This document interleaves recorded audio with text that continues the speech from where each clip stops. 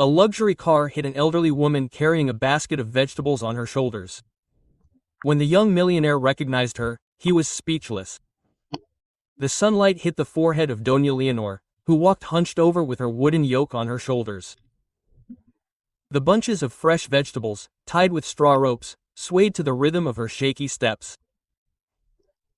Each step seemed to make her legs want to give out, but she forced herself forward.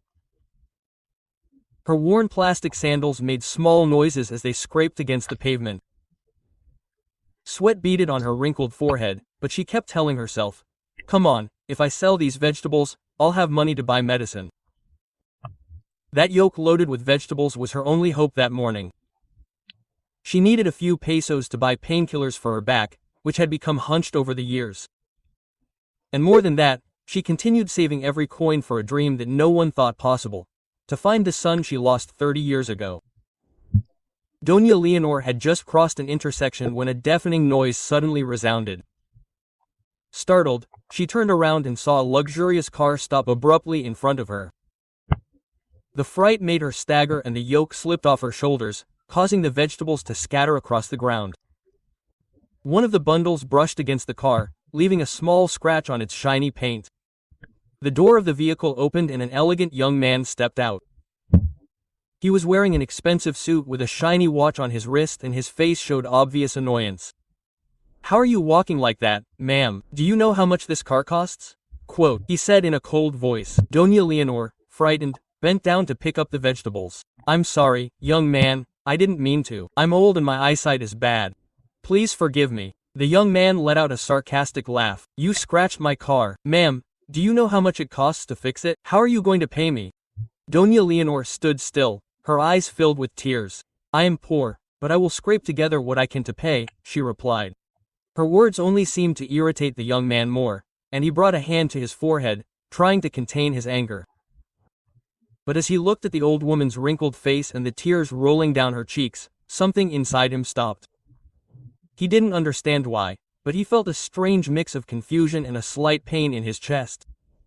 "Okay, get up," she said, softening her tone a little. "Next time, be more careful." Doña Leonor nodded gratefully and hurried to gather the remaining vegetables. Just then, her eyes fell on the young man's hand, where there was a small scar on his index finger. That scar looked familiar. Without thinking, she asked, "Young man, how old are you?" The young man frowned. "Why, you ask?" "Not for nothing," she replied, but her eyes remained fixed on the young man's hand. A sense of familiarity invaded her and a vague memory of her little son with his hand covered in wounds from playing with a knife appeared in her mind. The young man, for his part, felt disconcerted by the old woman's gaze. There was something in those eyes that unsettled him, although he could not explain it. His initial anger faded, replaced by a strange feeling, a mixture of remorse and confusion that he had never felt before. He bent down to pick up a bunch of vegetables and handed them to her gently. "Don't pick any more. Let me help you," he said. Doña Leonor looked at him in surprise. "You're not angry with me?" she asked. "It's okay," he replied. "Get up, I'll pick the vegetables." The young man paused for a moment as he saw tears, overcome by a strange feeling of closeness. He shook his head to dispel those confused thoughts, but as he picked up the vegetables, his gaze fell on the old woman's wrist, where a silver bracelet gleamed. "That bracelet," Doña Leonor murmured. She tried to cover it with her sleeve, but her nervous eyes did not go unnoticed. "Madam," the young man said in a low voice, containing his confusion. "Whose bracelet is that?" She looked at him for a long moment before answering. "It's my son's. My son who went missing 30 years ago." The young man froze. Those words were like a flash of lightning. "Have you lost your son?" Doña Leonor asked. He nodded. "Yes, he was 3 years old when he got lost in a fire. I've been looking for him for 30 years, but I haven't heard from him.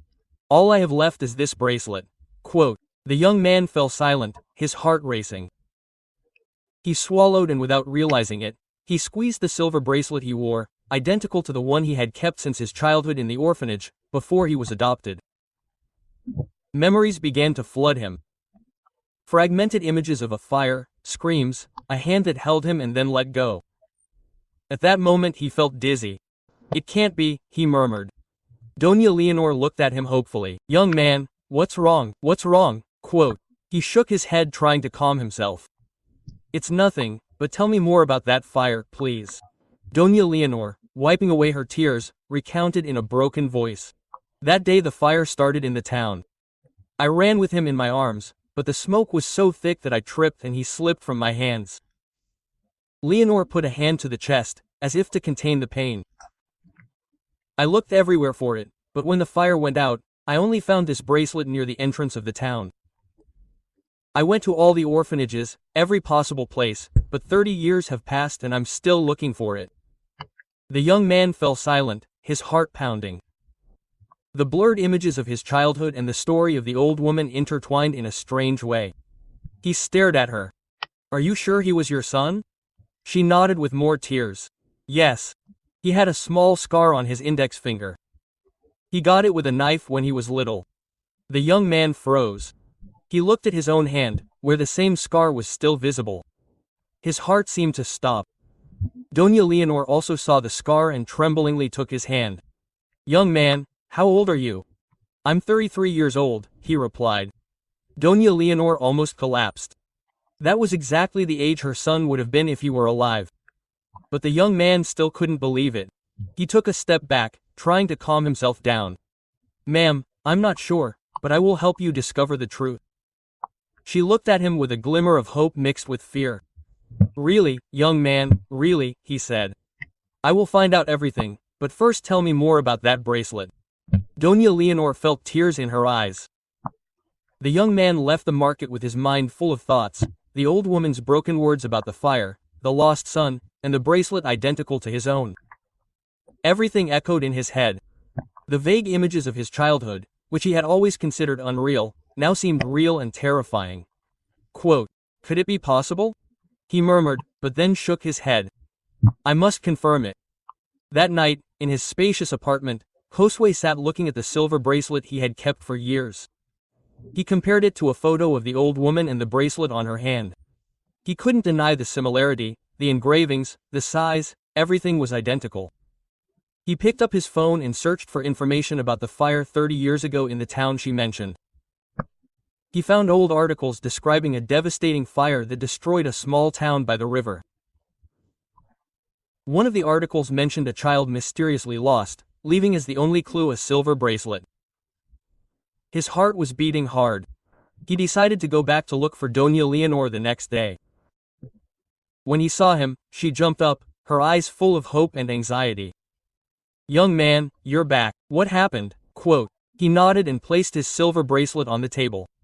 "Look at this, ma'am." Doña Leonor, trembling, took the bracelet. Her eyes filled with tears as she examined the details.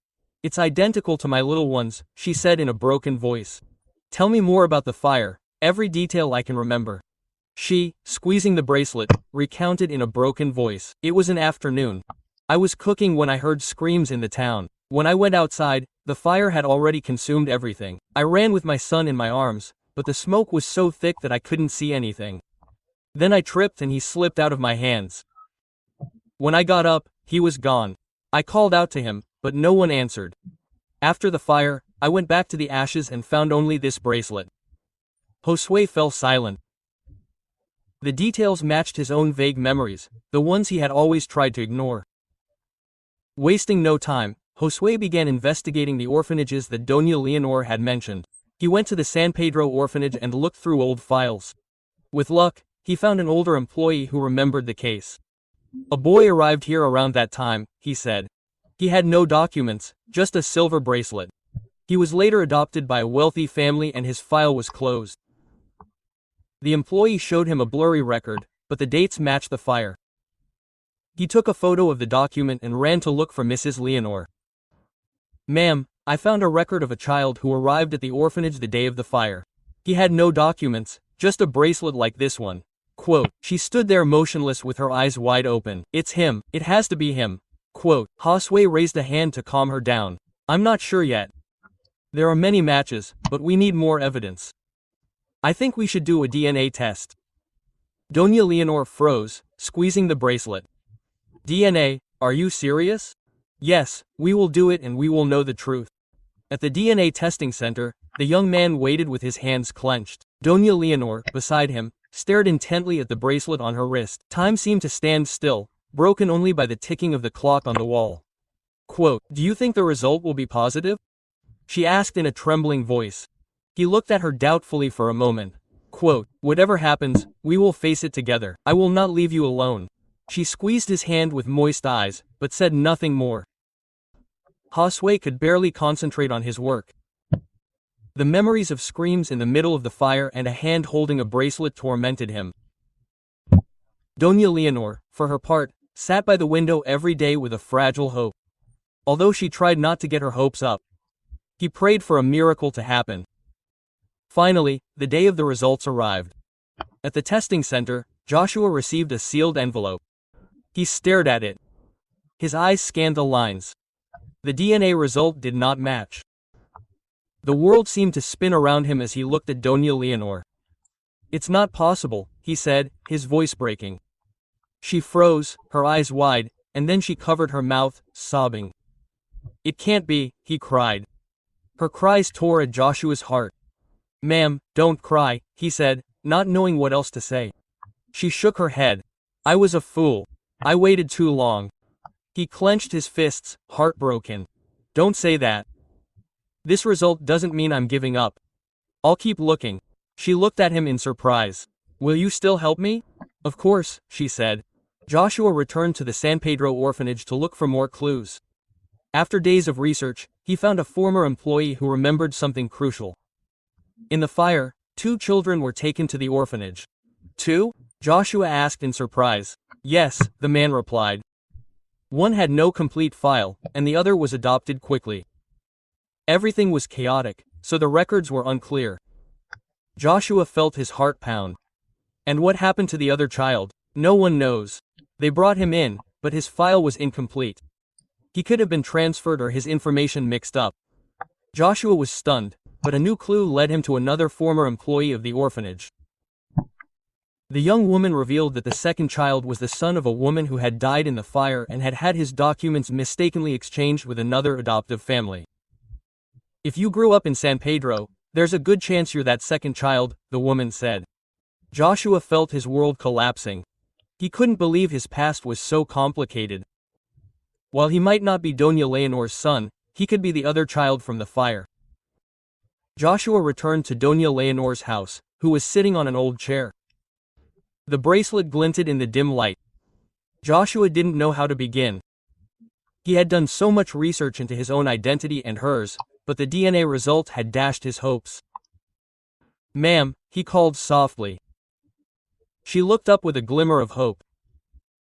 "Have you heard from him?" Joshua shook his head guiltily. "I'm still looking, but you have to prepare yourself because it may take longer than expected." She nodded tearfully. "I've waited 30 years, so I can wait longer." Joshua felt a knot in his chest. He had never felt such a strong connection with someone he barely knew, as if an invisible bond united them. He walked over to the window, looking out over the small courtyard where she dried vegetables for the market. Then he wondered who he was, whose son he was, and why he felt so attached to her knowing that she was not his biological mother. Those questions tormented him. He remembered his childhood in the orphanage, the loneliness he felt despite being adopted by a loving family. And now with Doña Leonor, that emptiness seemed to be filled. But his reason told him, "She is not your mother. Don't let your emotions rule you." In a corner, Doña Leonor looked at him and said softly, "Don't torment yourself anymore. I know you are not my son." He turned around in surprise, and she smiled through her tears. "But you know what? Ever since I saw you, I felt like I had found my son. I don't care about DNA. I see you as my son." Quote. He was speechless, his heart filled with emotions. "Ma'am, I feel the same way too. I don't know who I am, but with you, I feel like I have a real family." Quote. She took his hand. "So, let's leave it at that. Yes, I don't need blood ties. I just want someone by my side in my last days." Quote. He didn't respond, just squeezed her hand. That night they shared a simple dinner, vegetable soup and fried fish. The small house felt warmer than ever. Then he said, "Ma'am, if you agree, I want to take you to live with me." She looked at him with tears of emotion. Are you serious? Yes, I can't let her live alone like this. She cried, but this time from happiness. The next morning, sunlight streamed through the window, illuminating Doña Leonor's house. She was on the porch preparing her vegetables, but she was no longer alone. The young man was by her side, helping her tie the bundles. I don't think you need to sell vegetables anymore. From now on, I'll take care of you. She smiled with eyes full of affection. Thank you, but I'm used to working, and if I don't do anything, I get bored. Besides, with your help it's much easier. Josue smiled. With a warmth in his gaze, he no longer doubted his relationship with her. Now she was the family he had missed in his childhood. After a simple meal, he helped pack her things. That day he would take her to her spacious apartment in the city. Before leaving, Doña Leonor looked at her small house, where she had lived for decades, dried her tears, and smiled. My life was already complete, but now with you I feel like I've been reborn. That afternoon, as they finished packing the last of their things in the apartment, Doña Leonor sat on the sofa, wrapped in a hand-knitted blanket. From the window, the orange-tinged sunset could be seen, and the distant murmur of the city seemed to lose its importance. Josue approached with a cup of hot tea. It feels good, Mom. She looked at him tenderly. Don't call me that if you don't feel it, son. He held her hand firmly. I feel it more than anything. I don't know who I am on paper, but in my heart you are my mother and no one can take that away from me. She didn't respond, she just squeezed his hand tightly, suppressing the trembling in her fingers. Over the next few days, Doña Leonor's health began to fail. Josue hired nurses to ensure her comfort, but he refused to leave her alone for long. He read to her old books that she loved, stories of faraway places and fantastical lives. One afternoon, as the city lights began to come on, Doña Leonor motioned for Josue to come closer. Son, there's something I want to give you. She pointed to a small wooden box on the nightstand, one she had brought from her old house. Joshua opened it carefully. Inside was a collection of small treasures, a faded photograph of a young Leonor holding a small child, a handful of handwritten recipes, an old rosary weathered by years of prayer, and a small wooden bird carved with intricate details. This was his, she said, her eyes shining. My son's favorite toy I kept all these years waiting to give him. Quote. Her voice faded and Joshua held the bird, feeling its edges softened by time. It is beautiful, he said softly. I will take good care of it, I promise. She nodded in satisfaction. You don't need to keep looking for my son Joshua. You have already given me what I lost. A family, and that is enough. I know, but I have a surprise for you. A surprise? Leonor asked. Yes, I found him. I found your real son and he is alive. At that moment, the door opened. A young man with a serene face and dark eyes like hers entered slowly, his face tense and wet from tears. On his wrist shone a silver bracelet identical to hers. His hands trembled as he advanced. Doña Leonor looked at him and knew immediately. She needed no words or proof. Her soul recognized him before her mind. Her chest seemed to expand as if in that second she had regained everything she had lost. Quote, Matthias, she whispered in a broken voice. The young man fell to his knees beside the bed, taking her hand in his. Both of them. Mom, she said in a small voice, forgive me for taking so long. She hugged him tightly, releasing all the pain and tears that had been held back for 30 years. That night, Doña Leonor fell into a deep sleep. Josue and Matthias remained by her side. At dawn, their breathing stopped and a silent peace filled the room. Josue and Matthias remained there for a long time, tears streaming down their faces, but also with a strange sense of gratitude. She had left this world surrounded by love, and her face had a smile that revealed that she had fulfilled what she wanted most in life. In the weeks that followed, Josue struggled with the weight of her absence. The apartment felt too big, too quiet without her, but he found solace in the little things she left behind. Determined to honor her memory, Josue returned to the market where they had met. He set up a small stall, not to sell, but to give away free food to those who needed it. The people in the market began to call it Doña Leonor's Corner. Leonor and Joshua felt their presence in every smile and thank you he received. One day, while going through Doña Leonor's belongings, he found a letter hidden inside one of her recipe books. His hands shook as he read. My dear son, if you're reading this, you're probably no longer here. I don't know if you're my lost son or not, but that doesn't matter. You came into my life when I needed you the most and gave me a joy I thought I'd never feel again. Keep living with kindness, son. That's all I ever wanted for you. With all my love, Mom. Joshua folded the letter carefully. He understood that Leonore had given him more than a home or a family. She had given him a purpose, and from that day on, he dedicated himself to helping others. Starting with the community she loved, he funded a small clinic in her name, ensuring that elderly vendors like her could get the medicine they needed. He visited the orphanage in San Pedro, donating to improve the conditions of the children, hoping to give them the sense of family he had found. With her. Years later, Josue was at Doña Leonor's corner, now a thriving community gathering spot. He looked at the bracelet on his wrist and whispered, smiling at the sky, "Thank you, Mom." Leave a comment below to see what you thought of this story. If it touched your heart, don't forget to like it and subscribe to the channel for more stories like this. See you next time.